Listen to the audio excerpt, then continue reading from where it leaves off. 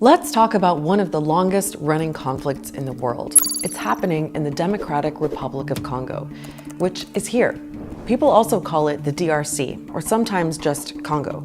But don't confuse it with the Republic of Congo, which is another country next door. The DRC is huge, but we're going to focus on the east of the country, where fighting has been going on for almost 3 decades, involving dozens of armed groups. Neighboring countries like Uganda, Rwanda, and Burundi have got involved too. So it's always been super complicated, never as clear-cut as one side versus another. But one rivalry that's played out this whole time has been between Congo and Rwanda, and that's a big part of what's happening now.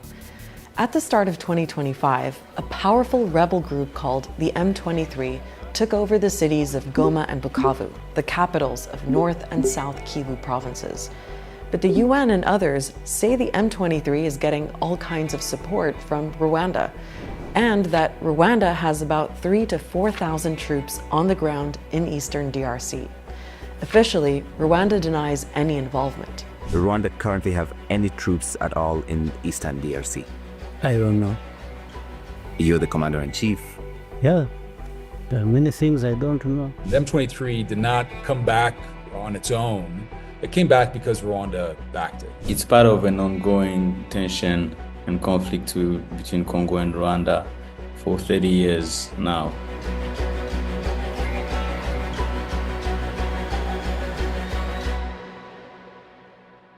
It all goes back to the 90s, or 1994 to be precise. That's when the genocide in Rwanda happened. In just 100 days, extremists from the majority ethnic group in Rwanda, the Hutus, killed around 800,000 people. Most of them were Tutsis, a minority ethnic group. The genocide ended when a Tutsi-led rebel group took control of the capital Kigali and seized power.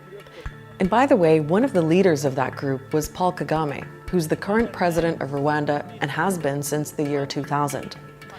Now, during and after the genocide, hundreds of thousands of Hutus fled over the border to refugee camps in DRC.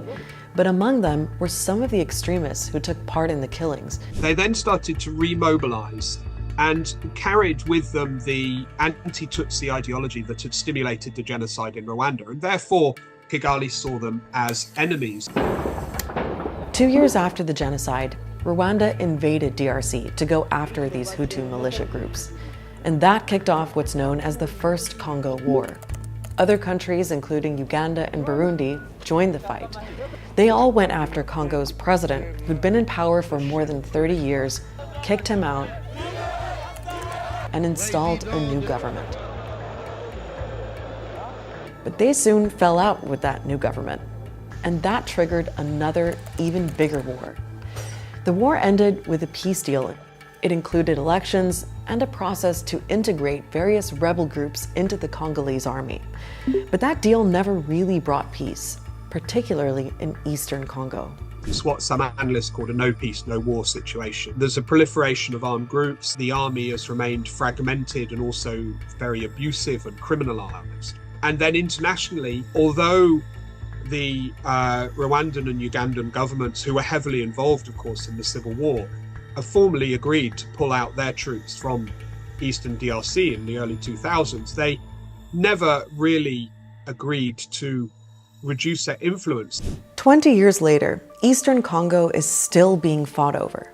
One of the main features of the conflict has been a series of rebellions by Congolese Tutsi groups, often backed by Rwanda.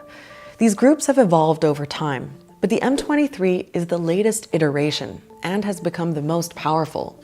It emerged in 2012 and got its name from a peace deal that had been signed 3 years earlier, a deal the M23 says the Congolese government never fully implemented. The M23 actually managed to capture Goma back in 2012, but were forced to withdraw after just 10 days. And for a few years after that, the M23 were essentially out of the picture, but they came back in 2021. And have been gaining more and more territory since then. Kigali-backed M23 rebels ramped up their lightning offensive in the east of DR Congo. The way they've captured, and this time held on to Goma and Bukavu, the region's main cities, shows just how powerful they've become. Another reason people talk about is natural resources, because this region has a lot of really valuable minerals that have always helped to fuel and fund the conflict there. It's minerals like gold, cobalt, and coltan, which is used to make all kinds of electronic devices.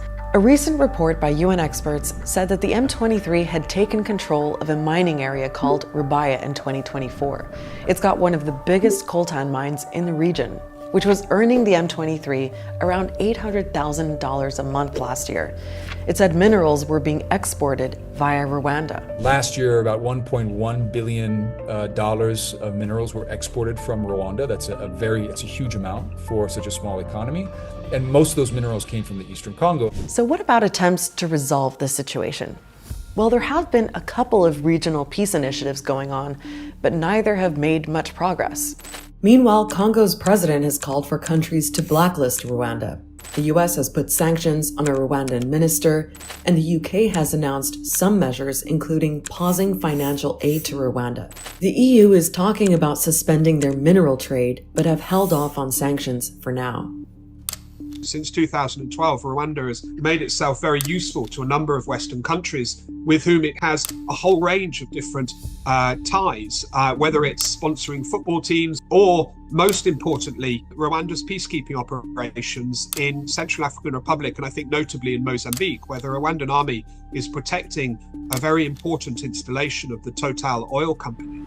And I think these create a set of relationships with Western politicians, which means that Western politicians are very reluctant to challenge Kigali. Ultimately, unless you force these leaders, bring them to the table via means of international sanctions, international boycotts, close the money tap, we're not going to see this conflict ending unless you have some serious pressure being placed on the groups.